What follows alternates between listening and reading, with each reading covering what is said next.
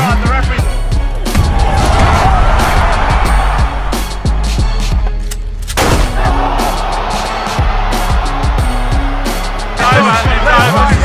They're gonna stop this. They're gonna stop it.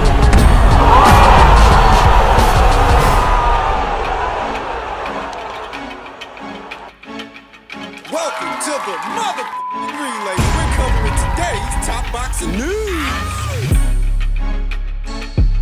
Okay, we'll start with this. The latest on Erika Cruz's anti-doping fiasco. Erika Cruz, WBA super bantamweight champion, that took to her social media and said, "Hello, dear fans. As many of you already know, I took the anti-doping test and it came back positive. My team and I are on an arduous quest to trace the reason why the test came back positive.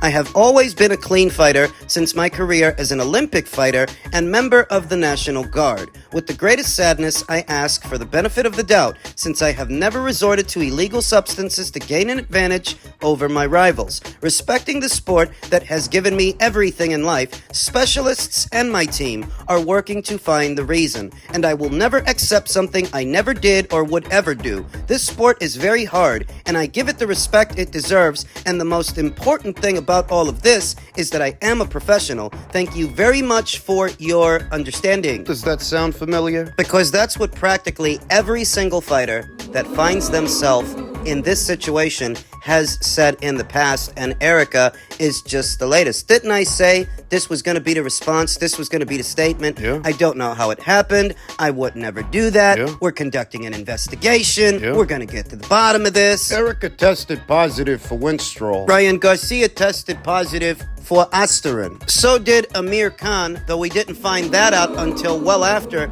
the Kell Brook fight. And the response is always the same. It's a uniform response. It's a generic response for something that keeps happening. So what are we to believe? That all of these different fighters for all these years now have been testing positive for banned substances, and they are none the wiser. None of them. They have no idea what's going on or how it happens. Not a single one, since they all seem to react the same way. They all say the exact same thing. Are we to believe that these banned substances are quite accidentally, in every single situation, finding themselves in the systems? The samples, the hair follicles, the urine. It's always an accident. The fighter is always innocent. The fighter. Sounds more like plausible deniability. You can't accuse me of cheating if I didn't know. You can't say that I deliberately took a banned substance in order to achieve a competitive edge if I myself wasn't aware that I was doing it, or when and where I was doing it. Maybe they leave that to the strength and conditioning coach. Somebody on the team. The way I see it, somebody knows. Somebody has to. Because it keeps happening. Male fighters, female fighters. The real question is, does boxing and the boxing community actually care if these fighters are using banned substances? Because outside looking in, it seems very obvious that they are. Sorry to say, but this many situations can't be a coincidence. No, this many situations involving this many fighters, it can't be an accident. So what should be done? Harsher penalties? Zolani Tete. When Zolani Tete tested positive for a banned substance in the UK, he received a 4-year banment. Zolani Tete. So with harsher penalties and punishments, harsher suspensions that last a lot longer, would that help to deter fighters in this region of the world from using banned substances? Does the American boxing scene want them to? Does it really? Because when you compare the penalties in the UK as opposed to the US seems to have a revolving door policy. Yet, fighter tests positive for a banned substance, makes a bunch of news, makes a bunch of headlines, and the fighter's back before you know it, like nothing happened. Is the WBA gonna strip her? You often hear about strict liability, that whatever the fighter has in their system is their responsibility, irrespective of whether it's a tainted supplement. It's Ryan's explanation. Under strict liability, that still makes him and his team culpable, because you have to be careful, very careful what you take in. If they find something, it's all on you. And that explanation won't do. What's Erika's explanation gonna be? And irrespective of what it is, will the WBA strip her? Will the title go to Nazarena Romero? Seems this investigation, this quote-unquote investigation, is just getting started, and those answers will come.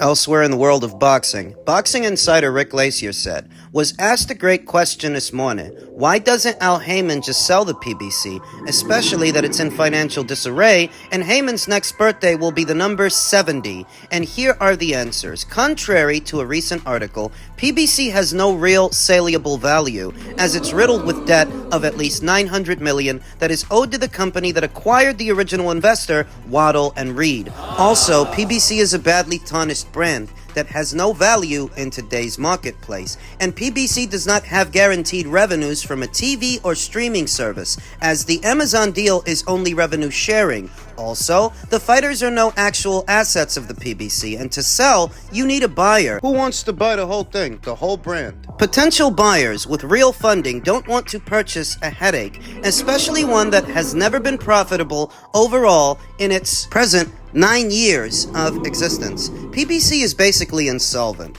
and closer to bankruptcy more than ever before, and these are the reasons why PBC cannot be sold for any real value, if even sold at all, nor any new investors coming in with fresh money PBC badly needs.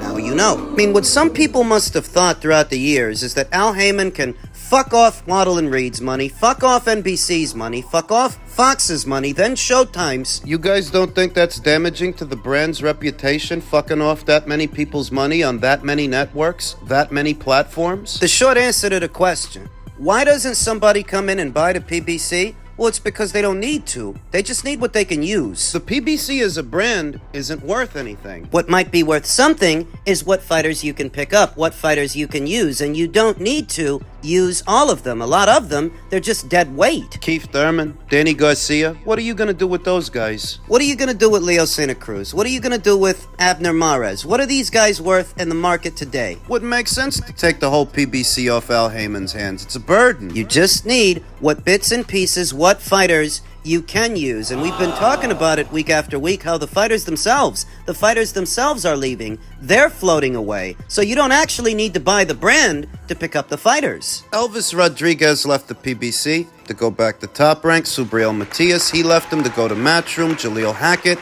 he left Mayweather Promotions to go to Matchroom. Mayweather Promotions is just a subsidiary of the PBC, as Mayweather Promotions relies on the PBC's money, the PBC's network deals to finance their shows. They by themselves, they don't have any money. They are insolvent. Thus, when the PBC's having money woes and money issues, it has a trickle-down effect that trickles down into Mayweather Promotions, since Mayweather Promotions doesn't have a network deal of their own with a broadcaster. When's the last time they did a show? And I'm talking about a real show, not some small card on the chicken gizzard circuit at some hole in the wall, but an actual show, a televised fight. When's the last time Mayweather Promotions did one? Rick Glacier continued, a byproduct of the Al Heyman and PBC woes, website MayweatherPromotions.com is no longer functional. Fighters are fleeing Floyd, plus rumors abound Leonard Ellerbe is leaving Floyd as CEO of Mayweather Promotions to firmly plant his lips on Gervonta Davis. That's right. To Ellerbe, loyalty has its bounds, and Ellerbe's jumping off that sinking ship. After the Rolly Romero fight, reports indicated that was Gervonta Davis's final fight under his Mayweather Promotions deal, and he would not renew with Floyd Mayweather. In spite of that, he did stay on the PBC side of things. Davis versus Hector Garcia and Ryan Garcia were still PBC shows. His upcoming fight with Frank Martin, that's a PBC show, even if it's not a Mayweather promotion. So I've been hearing that Leonard would leave Mayweather Promotions for about 2 weeks now. I first saw Rick Ramos tweet about it on his social media. Rick Glacier just talked about it, and it could be because Mayweather Promotions doesn't have anyone for Leonard to promote. He's the CEO of a dummy company that isn't worth any money and isn't doing any shows. So if he wants to stay in the business, he's got to go. He's got to leave, particularly the Gervonta Davis business. We all know that Gervonta and Floyd have been having it out with each other for years now, and it finally came to a head after the Romero fight when Gervonta decided to leave. Gervonta was the only Mayweather Promotions fighter that was worth anything, worth any money. If Leonard Ellerbe is now stepping down from his position as CEO of Mayweather Promotions, it may be to assume a managerial role in Gervonta Davis's career. He'll be his manager, not necessarily his promoter. I don't think Gervonta's got any issues with Leonard. The issues that he had were specific to Floyd. I think they were. And Gervonta Davis himself is said to have his own promotional company, Gervonta Davis Promotions. I don't know who else he promotes besides himself. Does he have any fighters under contract? Does Gervonta Davis do his own shows? On whose dollar? On whose dime? But that's the look of it. And if after all these years alongside Floyd Mayweather, that business partnership has finally come to an end, what else if not that? You need it to be more obvious? The PBC is a sinking ship, and everything attached to it will go down with it. Thus, the fighters themselves are jumping ship,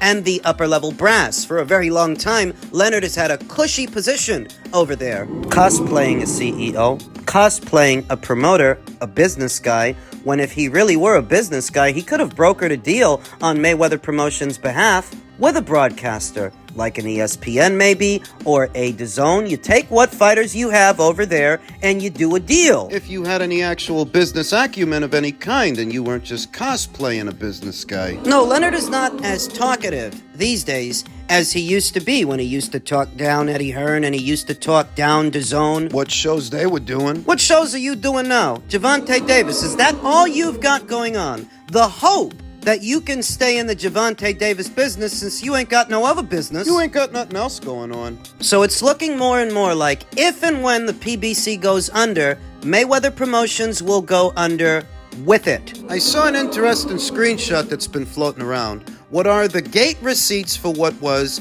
Gervonta Davis versus Rolly Romero and Ryan Garcia versus Devin Haney, both of which took place at the Barclays Center in New York. So what's interesting is Gervonta Davis had to sell approximately 16,000 tickets to bring in $4.4 million. Right. Where Ryan and Devin's show only had to sell a little over 11,000 tickets to bring in practically the same amount of money, practically $4.3 million. Gervonta Davis' show with Rolly brought in 4.4. Ryan's last fight brought in 4.3. What does that mean? That Ryan Garcia has caught up to Gervonta Davis. I think Ryan's star is ascending in spite of his anti-doping fiasco. He's caught up to Gervonta, maybe even surpassed him because he has more appeal. Universal appeal, that Ryan is a more marketable fighter, because here you have a situation where Ryan didn't even have to sell as many tickets as you did, and he brought in practically the same amount of money. What do you think this Frank Martin fight's gonna bring in? I'm expecting the fight to do a decent gate, but it's on pay-per-view where I think they'll feel the pinch. They'll sell tickets, but will they sell pay-per-views? Context is key here.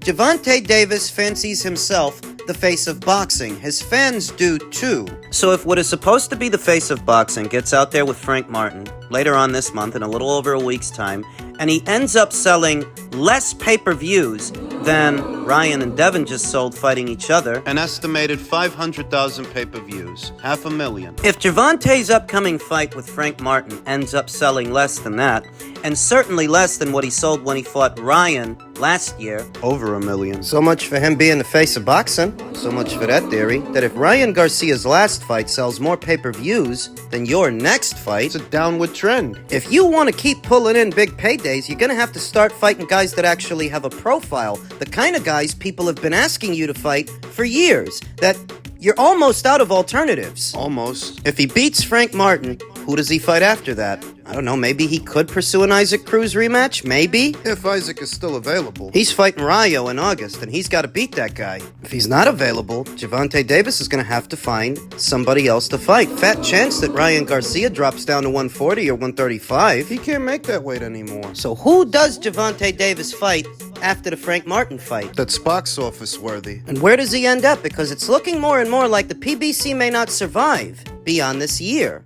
Men's welterweight news, Eddie Hearn on Cody Crowley's withdrawal and Boots' potential replacement opponent. Eddie Hearn said Alexis Rocha, Giovanni Santillan, David Evanesian, Jin Sasaki, Shakram Gayasov, Gabriel Valenzuela. Valenzuela's good fun. Avanesian's a good fight. Shakram Gayasov is with us, but he's mandatory for the WBA. Alexis Rocha's a good fight, with all due respect to Cody, but no one had actually heard of him. But he was a good fighter. It's going to be the same kind of fight, if not actually tougher. It doesn't matter who the opponent is, given that it's a homecoming fight, but you want a good fight. If you're going to have 15,000 in there, you want a good fight. What you don't want is a mismatch. So for me, that's quite important. One fighter who is throwing his own name into the hat is two-time Olympian and former world title challenger Egidijus Kavaliauskas, who took to his Instagram stories to say, "I'm ready to step in." The PBC wasn't able to make this fight happen last year. Maybe Matchroom Boxing will do it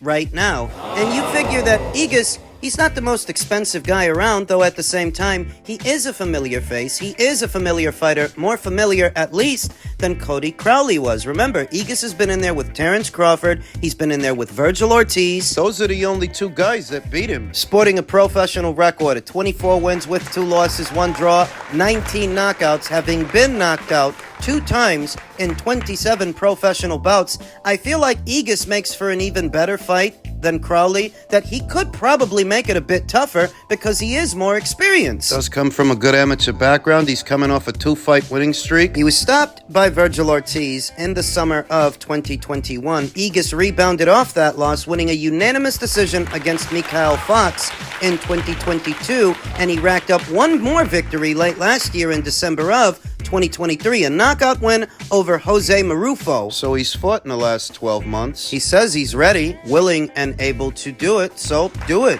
Get him in there. Cody Crowley stood to make in excess of $500,000 for the fight, closer to $600,000 actually. Just give Igis what you were going to give Cody. With that number, you should be able to get the fight done. That's $500,000. I hardly think Igis made $500,000 for Mikhail Fox or Jose Marufo. I don't think he'd be the most difficult guy to negotiate with in this situation. I don't think he'd be the most expensive either. For what you were going to give Cody, you should be able to land Igis. He said the PBC failed to make this fight between him and Boots Ennis last year. He didn't really get into specifics, but if I had to guess, I'd say that money was the problem. Money was the issue. Remember that last year was Showtime's last year in the sport of boxing, and their attention, their focus, and their resources went into other fights like the Gervonta Davis versus Ryan Garcia fight, or the Spence versus Crawford fight, Canelo versus Charlo. that whatever they had to work with had to go into bigger fights than a Boots Ennis versus Kavaliauskas fight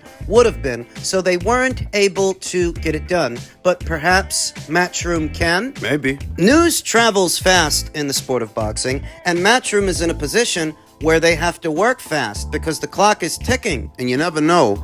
Boots' opponent might be locked in by the time that this video is uploaded, though on the premise that it turns out to be Igis, I wouldn't mind that. I actually like Igis as an opponent for Boots better than I like Cody Crowley, so if he gets the fight, I'm okay with that. We can cross-compare how Boots handles this guy to Virgil Ortiz, to Terrence Crawford. How did they handle that guy? We'll see what happens.